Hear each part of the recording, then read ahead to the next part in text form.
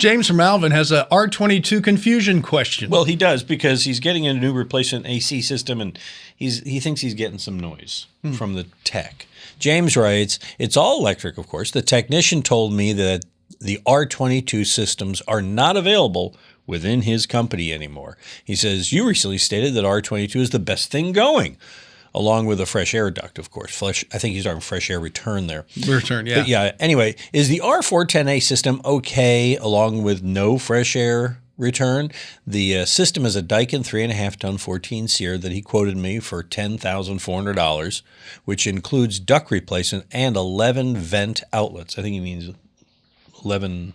Return airs, maybe, or maybe just the ducts. I think it's just the ducts. Either way, it's not a bad price. If you're doing all the duct replacement and stuff, especially it's not with bad. the duct. I mean, ducts will run you $6-8 alone. So I don't have an issue with that. I think a fresh air return should be in any system. It doesn't matter what refrigerant you have. R22 is a very efficient system and efficient refrigerant, but the manufacturers don't make the equipment anymore. There's a couple out there, but a lot of companies aren't going to deal with it, and it's just R410A is the way to go right now. So if you're replacing a system, and especially a whole system like you are, it's going to be a 410A, and it's a very good refrigerant. It runs at a higher pressure, and everybody is used to using it now, and all the equipment matches nice, and you have a lot of options you can get that you're not going to get with an R22. I think there's only one manufacturer right now still making a dry R22 condensing unit. Evaporator coils, it can handle any refrigerant you want, so that's not a big deal.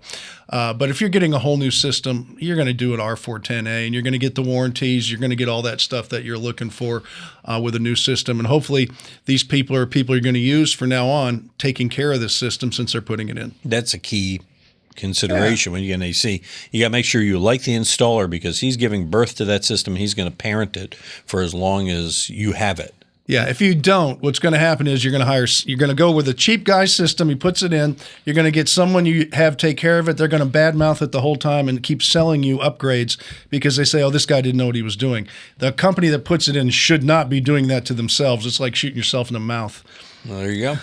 Don't shoot yourself in the mouth. So that's today's what have we learned here today, kids? Don't shoot yourself in the mouth. Instead, send us your questions. There you go. Shoot your mouth off with your fingers on your keyboard. Send them to us using the Ask Tom form at HomeShowRadio.com. We'll answer them like these videos over here.